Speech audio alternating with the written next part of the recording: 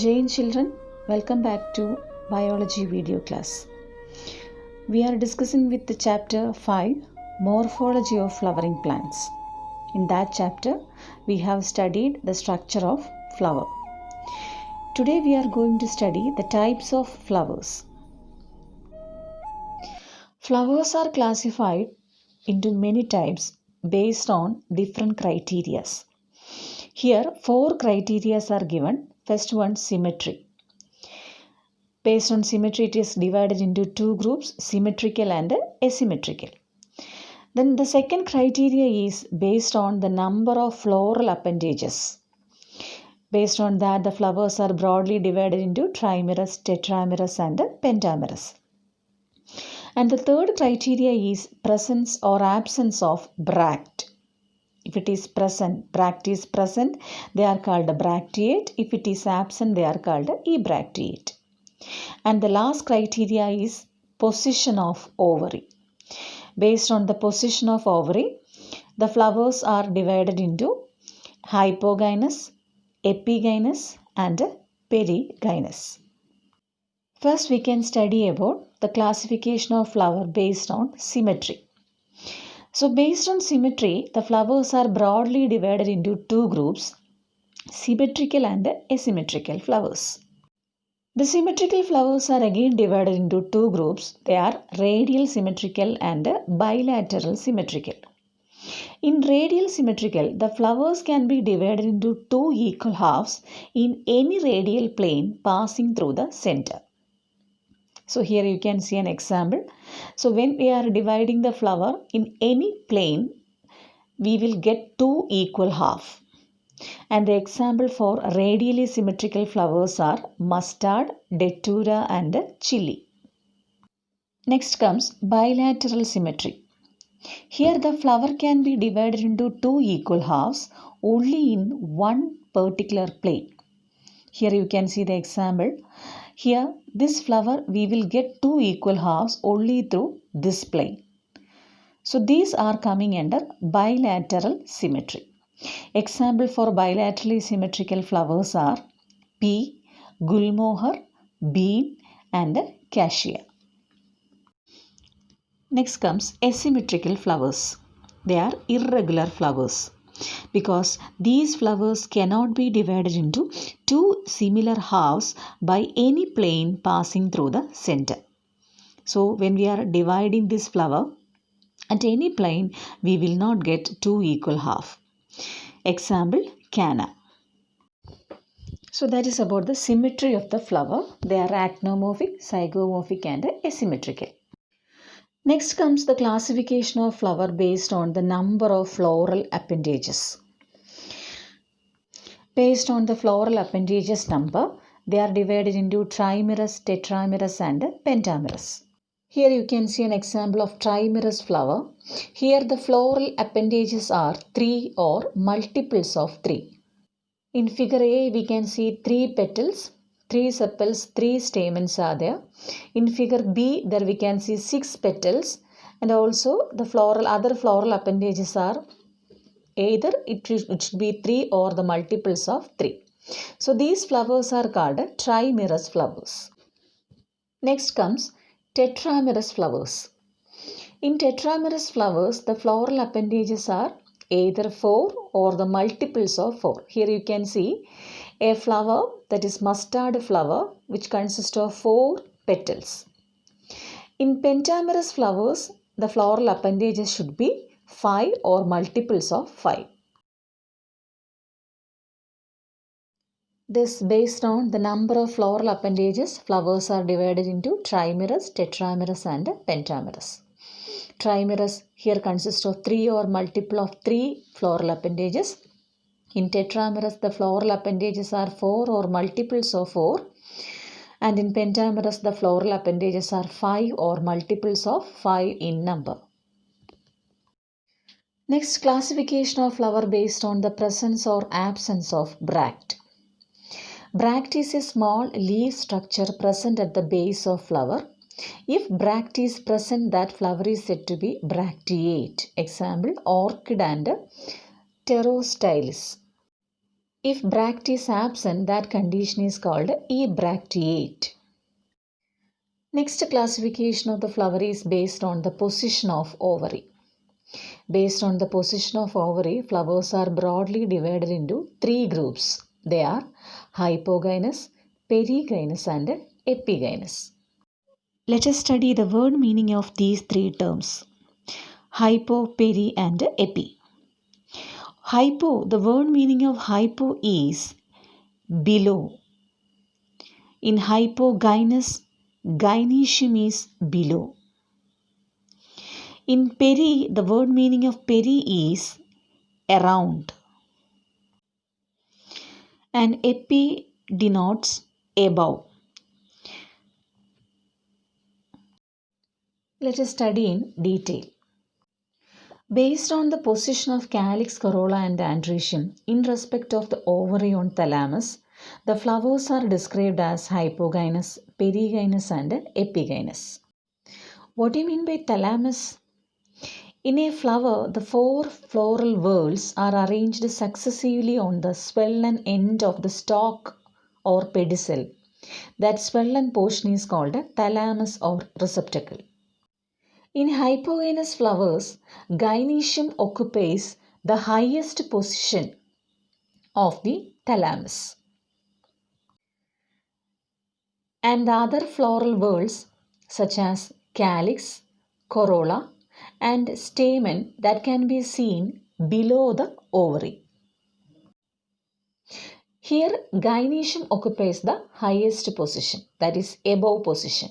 So these flowers are called hypogynous. Gynoecium is superior in position.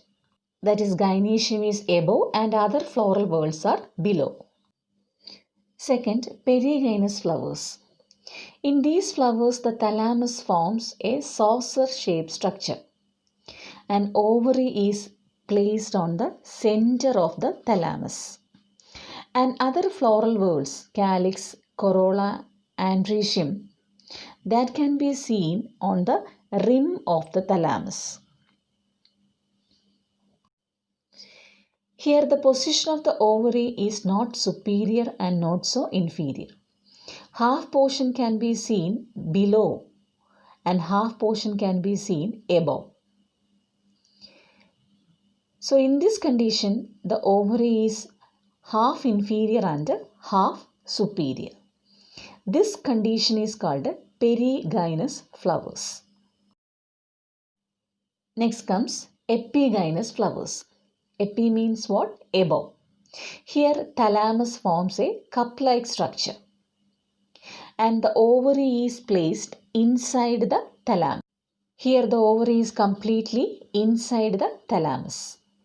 And other floral whorls such as calyx, corolla and androecium, they are arising from above the ovary. Here ovary is inferior in position. All other floral whorls can be seen above the ovary. This condition or this type of flowers are called epigynous flowers. Here the ovary is inferior in position. Let us summarize the topic. Hypogynous flowers. In hypogynous flowers, gynoecium occupies the highest position while the other floral parts are situated below it. So ovary in such flower is called superior. Example, mustard, China rose and brinjal. In epigynous, the margin of thalamus grows upward, enclosing the ovary completely. Other parts of flower arise above the ovary. Here ovary is said to be inferior. Example, guava and cucumber. In perigynous, gynoecium is situated in the center and other parts of flowers are located on the rim of thalamus, almost at the same level. Here ovary is said to be half inferior. Example, plum, rose and peach. Next we can study about aestivation in flower. What do you mean by aestivation? It is arrangement of sepal or petal in floral bud with respect to other members of the same whorl is called aestivation. There are 5 different types of aestivation. They are valvate, twisted aestivation, imbricate estivation and vexillary estivation. First, we can study about valvate estivation. In valvate estivation, sepals or petals in a word just touch one another at margin without overlapping. Example, Calotropis. Here we can see the ends of the margins are just touch each other and there is no overlapping is present. Next comes twisted estivation. In twisted estivation, one margin of a petal overlaps a margin of adjacent petal, whereas other margin of the same petal is overlapped by a margin of another adjacent petal. Here we can see one petal, one end is inside and another end is outside. And on the second next petal there we can see one end is inside and another end is outside. So in this way, each petal is one end is inside and one end is outside. This type of estivation is called twisted estivation. Example, China rose, lady's finger, cotton and plumeria. Next type of estivation is imbricate estivation.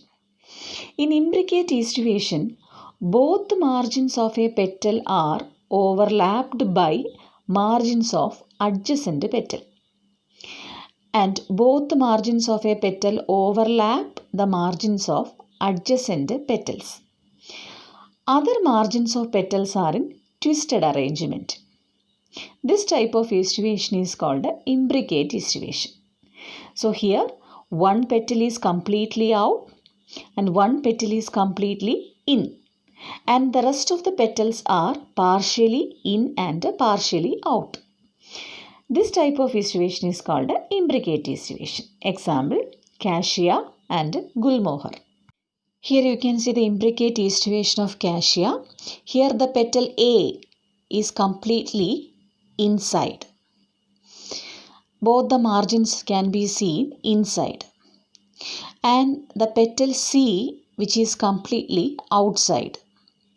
Both the margins of the petal C are outside.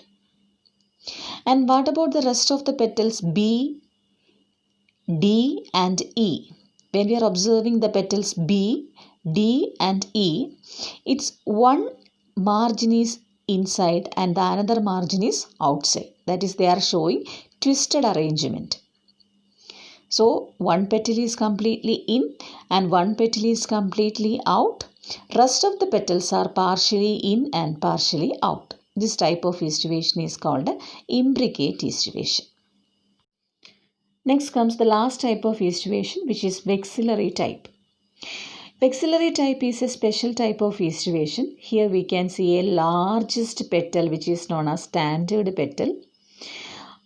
And this standard petal overlaps two lateral petals. They are called wing petals, which in turn overlaps two smaller petals called keel petals. Example for vexillary estivation is pea and bean flower.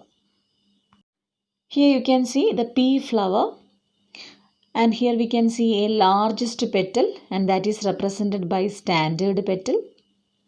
Inner to the standard petal there we can see two wing petals, and inner to wing petal there we can see two smaller petals. They are called keel petals. This type of arrangement is called vexillary type of estivation. Vexillary type of estivation is otherwise called papilionaceous